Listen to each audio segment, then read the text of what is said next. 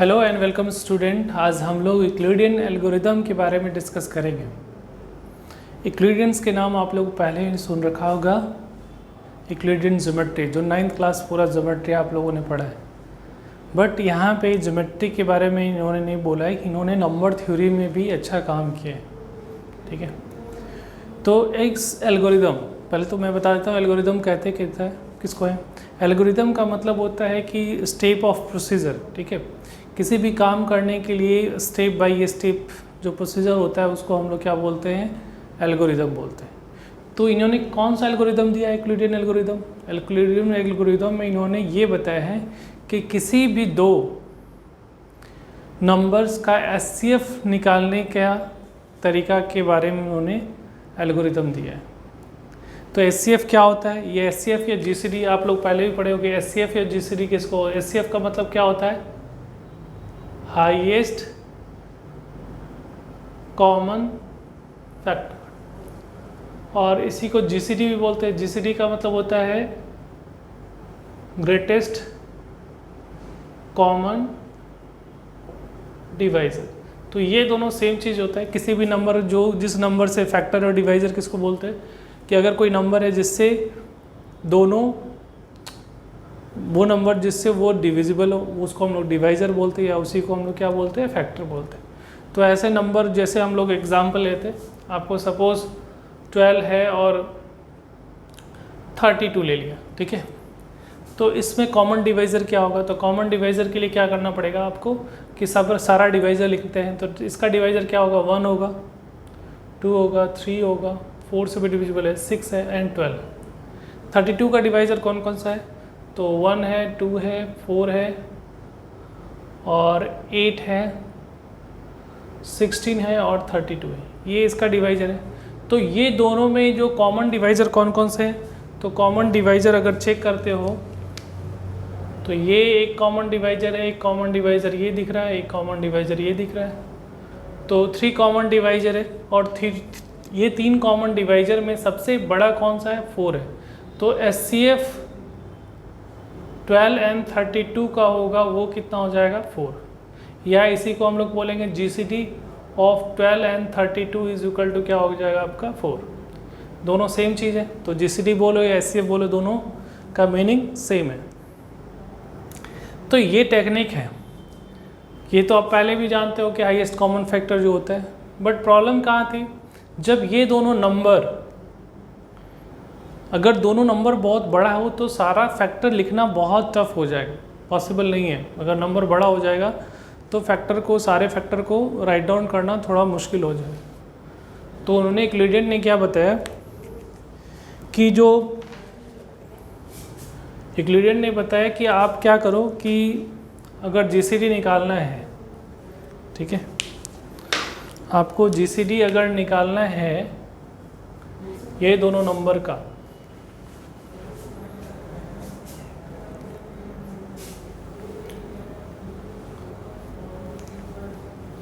ठीक है। तो यूक्लिडियन ने क्या बोला कि जैसे हम लोग को जीसीडी निकालना है, जीसीडी ऑफ 32 एंड 12 का जीसीडी निकालेंगे, तो ये जो जीसीडी जो होगा वो ये दोनों नंबर का जो डिफरेंस होगा, ये दोनों नंबर का difference 32 minus 12 and smallest number, smallest number क्या है आपका, 12, तो 12 के इक्वल होगा, ठीक है।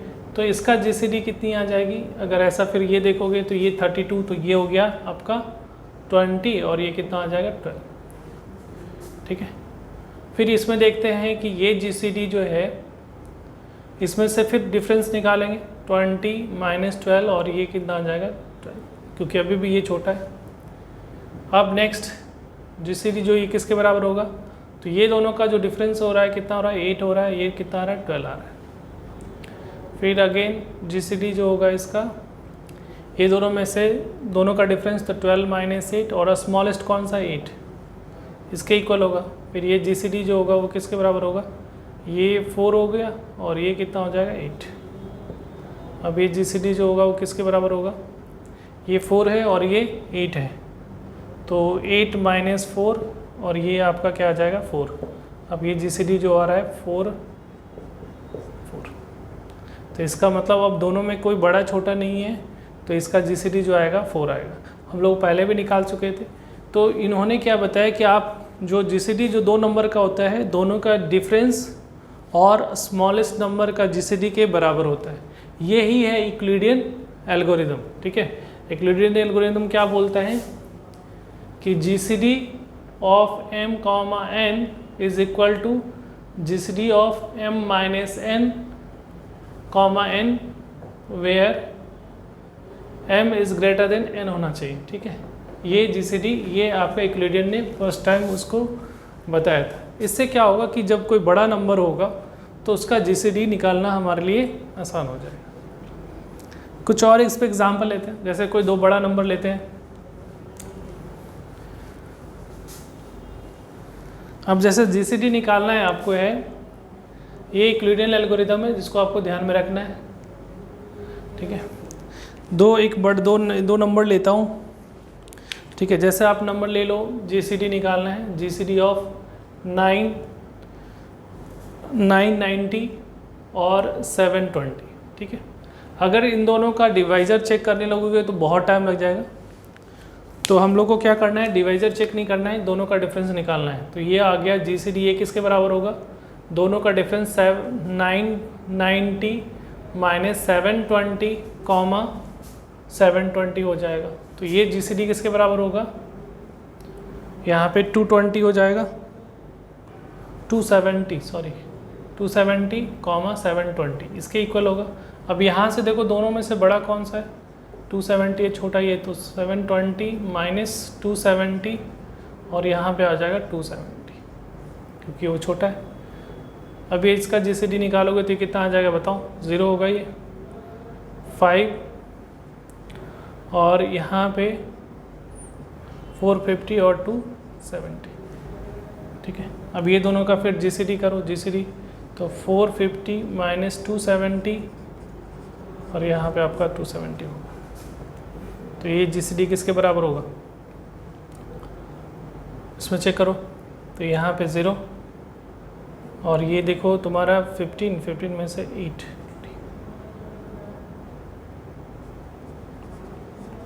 ठीक है, ये जो जीसीडी आ रहा है वो 270 माइनस 180 और यहाँ पे 180।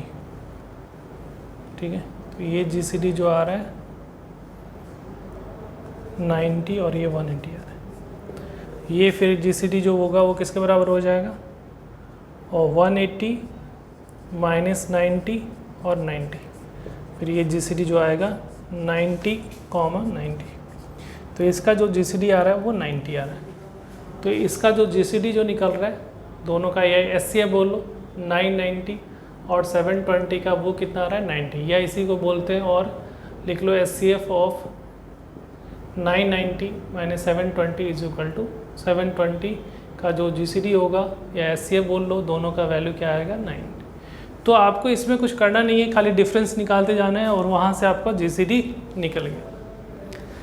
बट ये तो आपको बुक में दिया नहीं है, ये पढ़ना नहीं है, पढ़ना है। ठीक है, हम लोग को थोड़ा सा अलग तरीके से फाइनल किया गया।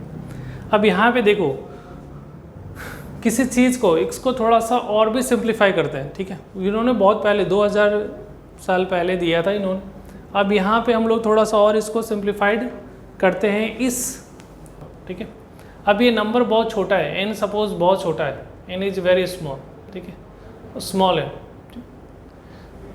एक तो होता है स्लाइटली डिफरेंस, एक होता है थोड़ा ज़्यादा डिफरेंस। ज़्यादा डिफरेंस होगा तो क्या होगा, GCD of m minus n या एचसीएफ बोल लो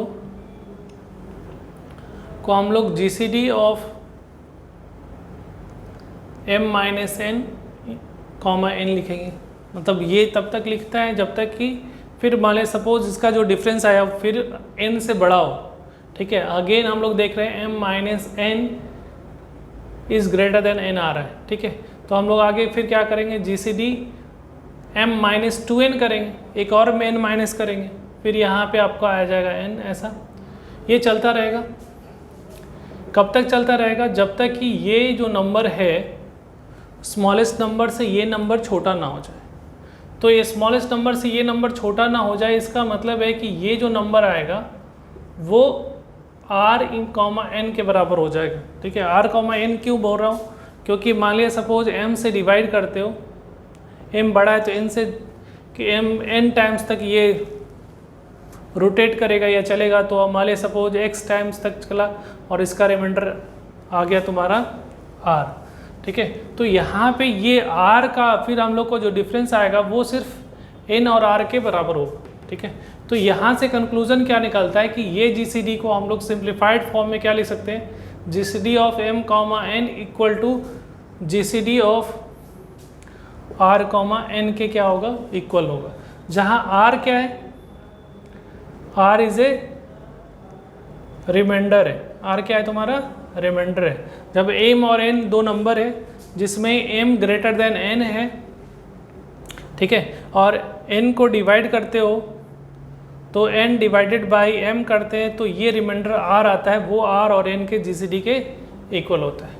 ठीक है, इससे क्या हुआ, इससे हमारा जो कैलकुलेशंस था और भी फास्ट हो गया। ठीक है, अब मुझे n टाइम्स तक इस तरह से हमको माइनस बार बार नहीं करना है, डायरेक्ट क्या करना है आपको, रिमाइंडर जो आएगा और जो स्मॉलेस्ट नंबर होगा उसका GCD निकाल लेना है। जैसे हम लोगों ने सबसे पहले एग्जाम्पल एक लिया था 12 and 32, 12 and 32, तो जो GCD निकालना है 12 and 32। ठीक है, तो ये जो GCD जो होगा वो किसके बराबर होगा, GCD ऑफ ये दोनों का रिमाइंडर निकालो तो 12 डिवाइडेड बाई 32, 2 टाइम्स 24 और ये कितना हो जाएगा, 8 हो जाएगा। तो ये जो आ गया वो किसके बराबर होगा, 8 and 12 के इक्वल होगा। अब फिर इसको डिवाइड कर लो। ठीक है, फिर ये दोनों का डिवाइड करोगे तो कितना टाइम्स आएगा, तो 1 टाइम्स आएगा।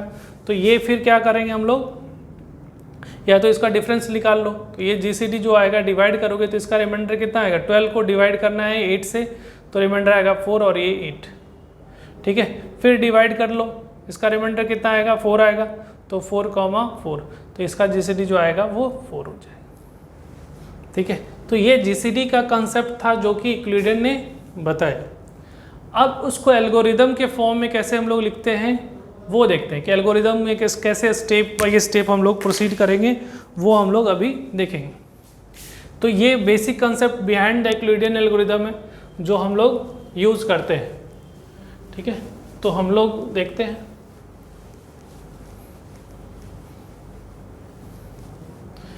तो अब यहाँ पे एल्गोरिदम लिख रहा हूँ कि दो नंबर का जो है HCF निकालने का algorithm, HCF of m comma n का।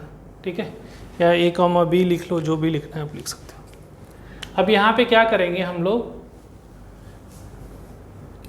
कि ये दोनों को हम लोग देखते हैं, चेक करेंगे। पहले ये दोनों नंबर में से चेक करना है। Suppose m greater than n है। ठीक है, तो हम लोग क्या करेंगे, स्टेप फर्स्ट में कि पहले n को m से डिवाइड करना है और जो रिमाइंडर आएगा, मान लीजिए सपोज r1 आ रहा है और ये q1 आ रहा है। ठीक है, तो हम लोग क्या लिखेंगे, अब यहाँ पे यूक्लिडियन डिवीजन लेमा यूज़ करते हैं। ठीक है, यूक्लिडियन डिवीजन इसलिए बोला जाता है यूजिंग यूक्लिडियन डिवीजन लेमा, तो लेमा यूज़ कर रहे हैं। तो यहाँ से m is equal to nq1 plus r1। ठीक है, अब जो रिमाइंडर आया तो इसका मतलब जो हुआ, इसका मतलब हम लोग ये बात कर रहे हैं कि ये जो नंबर है, ठीक है, ये GCD जो है m comma n is equal to GCD of n comma r के बराबर हो जाएगा। ठीक है, अकॉर्डिंग टू यूक्लिडियन एल्गोरिदम जो हम लोग डिस्कस किए। तो यहाँ पे ये r1 हो गया। ठीक है, ये r1। तो अब अगला जो GCD जो होगा वो उसको r1 ले लिया, यहाँ पे r1 हो गया। तो ये पहला स्टेप हुआ, इस फॉर्मेट में लिख लिया। तो m is equal to Q r1। अब ये GCD सपोज अभी भी ये दोनों इक्वल नहीं है, जब तक ये तब तक करना है तब तक ये दोनों टर्म जो है इक्वल ना हो जाए। अभी देख रहे हैं कि अब यहाँ से देख रहे हैं तो ये देखो n डिवाइजर है और r रिमाइंडर है, तो ऑफ कोर्स r छोटा होगा और n क्या होगा तुम्हारा, बड़ा होगा। तो यहाँ से जो नेक्स्ट जो स्टेप होगा, स्टेप 2 में, उस केस में देखते हैं जो GCD जो है, अब GCD m comma n convert हो गया, GCD n कॉमा r1 में कन्वर्ट हो गया, n कॉमा r1 में। तो यहाँ पे दिख रहा है n बड़ा है R1 से, डिवाइज़र जो होता है बड़ा होता है रिमाइंडर से। तो यहाँ से जो GCD होगा, अब क्या करोगे, डिवाइड किसको करोगे, अब हम लोग क्या करेंगे, R1 से n को डिवाइड करेंगे, ठीक है। और ये सपोज Q2 होगा और रिमाइंडर इसका क्या आ रहा है, R2 आ रहा है। तो जो स्टेप आएगा वो n इज इक्वल टू क्या होगा, n इज इक्वल टू हो जाएगा आपका ये दोनों का R1 into Q2 plus R2, ऐसा लिखोगे, ठीक है। तो यहाँ से कंक्लूजन, तो ये स्टेप आ गया। अभी भी देख रहे हैं, फिर चेक करना है कि दोनों बराबर आ रहा है या नहीं आ रहा है। जब तक नहीं आएगा तब कब, जब बराबर आएगा तो ये पूरा पूरा डिविजिबल हो जाएगा। तो यहाँ पे देखना है R2 नॉट इक्वल टू 0 आ रहा है, ठीक है। जब तक 0 नहीं आ जाएगा तब तक वो चलता रहेगा। तो स्टेप 3 पे आते हैं। स्टेप 3 में अब यहाँ पे देख लो, ये R2 0 नहीं आ रहा है। इट मीन्स जो GCD जो हम लोग लिखे थे n, R1, वो अब GCD किस में कन्वर्ट हो जाएगा, GCD ऑफ किसके बराबर होगा। अब यहाँ से डिवाइड करो, देखो ये जो है ये डिवाइज़र है और ये रिमाइंडर है, तो ये R1, R2 के इक्वल हो जाएगा। इसमें ये R1 डिवाइज़र है, ये R2 क्या है, तुम्हारा रिमाइंडर है। और यहाँ पे देखो ये R1 बड़ा होगा R2 से, ठीक है। तो अब हम लोग किसको डिवाइड करेंगे, R2 से R1 को डिवाइड करेंगे, तो ये आ गया Q3 और यहाँ पे रिमाइंडर आ जाएगा R3। तो यहाँ से क्या स्टेटेड यूक्लिडियन डिवीजन लेमा के अकॉर्डिंग क्या लिखोगे, यहाँ पे लिखोगे R1 equal to R2 into Q3 plus R3, ठीक है।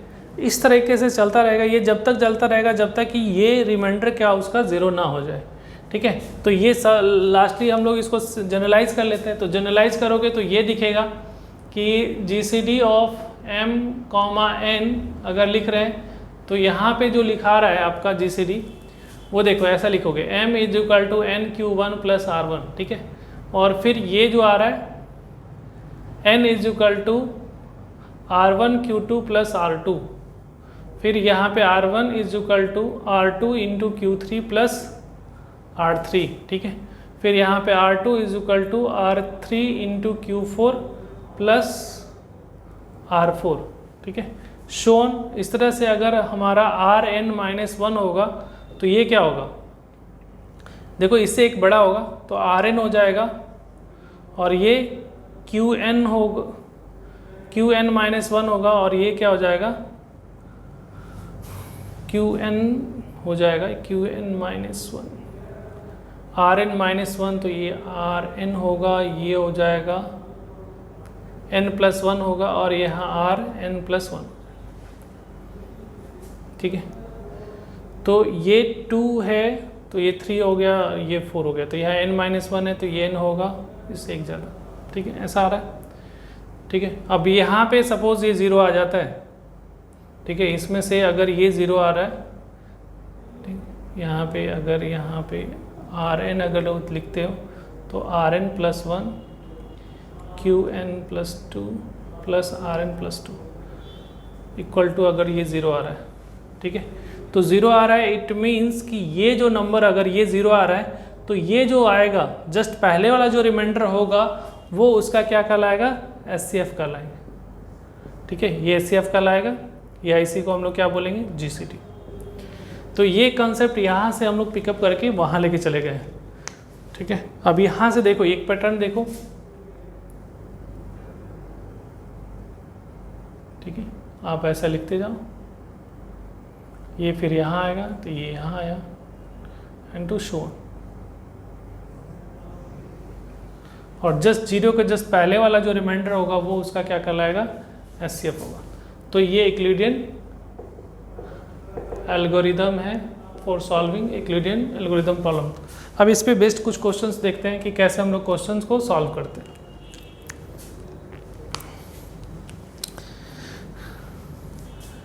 ठीक है। तो अभी एक एग्जांपल लिया था, उसी को हम लोग सॉल्व करने की कोशिश करें।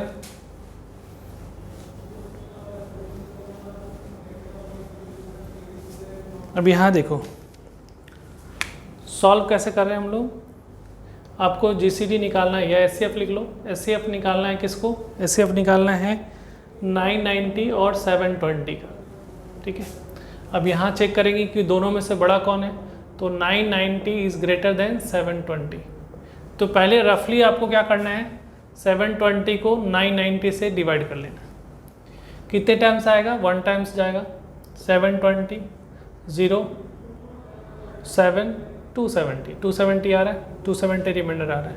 अब उसको इक्विवेलेंट के फॉर्म में लिखोगे, स्टेप 1 लिखेंगे। स्टेप 1 कैसे लिखेंगे, तो यहाँ देखो 990 लिखा है, 990 is equal to 1 into 720 into 1 plus 270, ठीक है। रिमाइंडर 0 नहीं है, 270 नॉट इक्वल टू 0 है, तो रिमाइंडर 0 नहीं है। इसका मतलब अब जो हमारा जो जीसीडी जो होगा, नेक्स्ट जीसीडी जो होगा वो यहाँ पे आपका क्या आएगा 720, और ये रिमाइंडर जो आ रहा है 270, इसके बीच में होगा।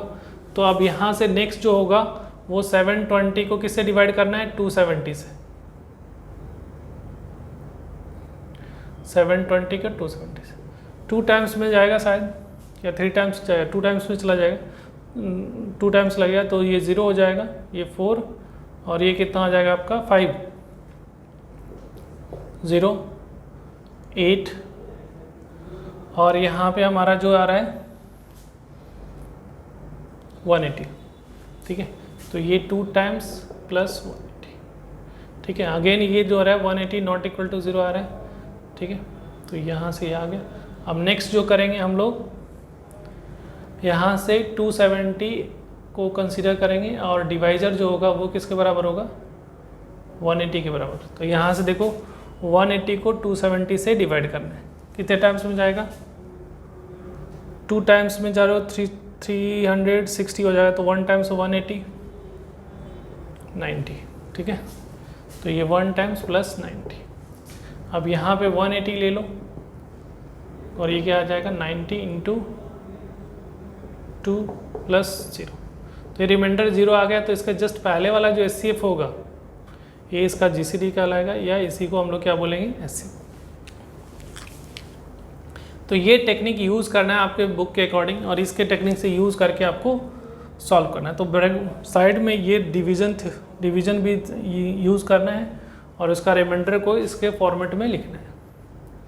तो यहाँ पे देखो, यहाँ पे क्या हुआ है, यहाँ पे जो हमारा जो है पहला जो GCD जो है 990 और 720, ठीक है, ये इसका GCD निकालना था।